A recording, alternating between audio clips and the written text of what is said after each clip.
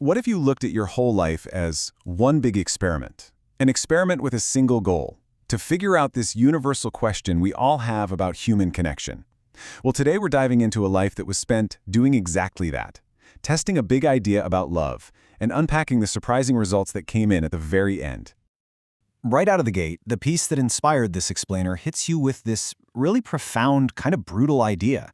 To get attached to someone is, in a way, to start grieving them in advance. Every single bond we make has this unwritten contract that someday it's going to end. It's a heavy way to look at things, for sure, but it perfectly sets the stage for a really fascinating question. And there it is. That's the core challenge, right?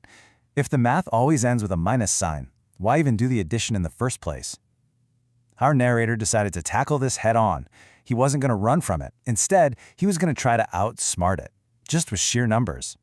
And that brings us to the central experiment, the loneliness hypothesis. The whole idea was basically a rebellion against that cold, hard fact that, in the end, we all die alone. The goal was to see if you could just overwhelm that reality. If you had enough connections, could you somehow change that fundamental truth of being? So he set out to build this incredible social safety net. But not just a few strong ropes, you know? Think of thousands of tiny interwoven threads, a web of connections so huge and so dense that it could, theoretically, catch you, emotionally and maybe even physically, from that final lonely fall. It was this beautiful, totally audacious plan. Okay, so how in the world do you even start an experiment like this? Well, you become what he calls a gypsy of belonging. You start treating the entire world like a garden for human connection, always moving, always planting new seeds everywhere you go. And here's how he actually did it. Working in the service industry, for example, was perfect. It's just a constant stream of new people. He got really good at what he called the fast, deep bond. You know, sharing a whole life story with someone over a single beer.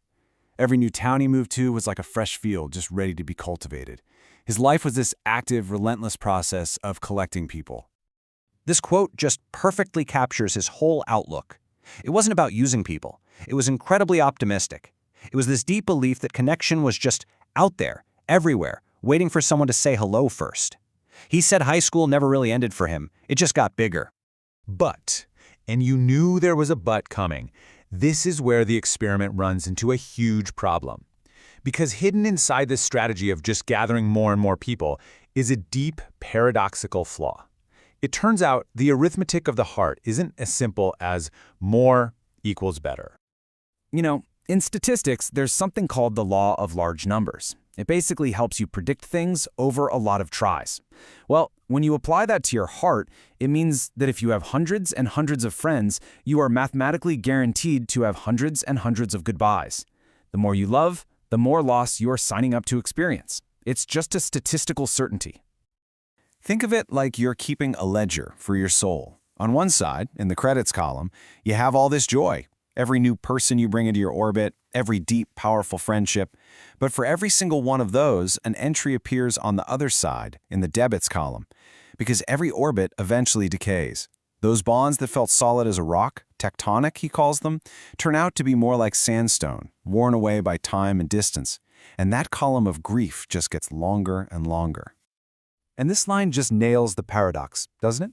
Every time you open your heart, every new connection you make, you're also putting your hand up and volunteering for potential heartbreak down the road. His whole strategy wasn't getting rid of the risk, it was actually multiplying it. So the result of all this emotional math isn't some big, dramatic explosion.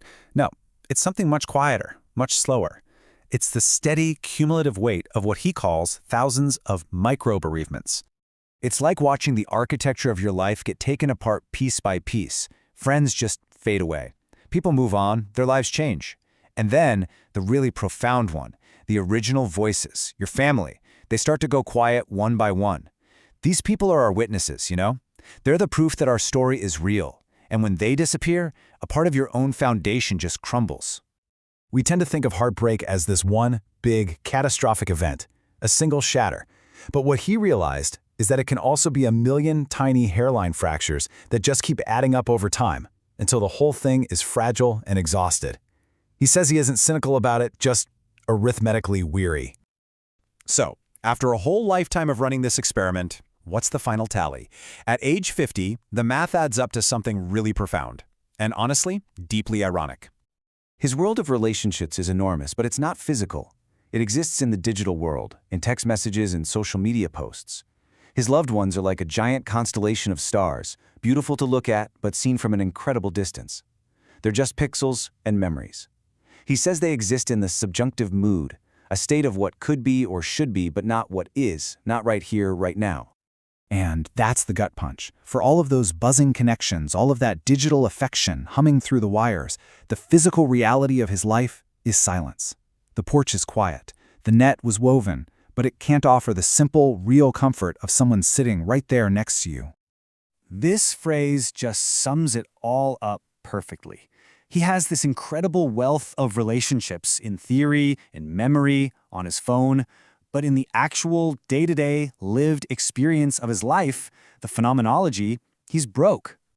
But here's the final twist in the story. Because a failed experiment isn't always a total failure. Sometimes, proving your own hypothesis wrong is exactly how you discover a much deeper, more important truth. So let's look at the final lab report. The hypothesis that more love would prevent loneliness, the result, completely disproven. But the new unexpected finding is this. A life that has been soaked in love, even when that love is gone, changes you forever. It leaves a permanent mark, a stain of meaning. So his heart isn't broken and it isn't cynical, it's just stretched.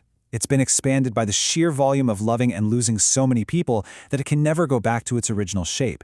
It's huge now, capacious, but it's also tired, and it's filled with the echoes of everyone it ever held inside.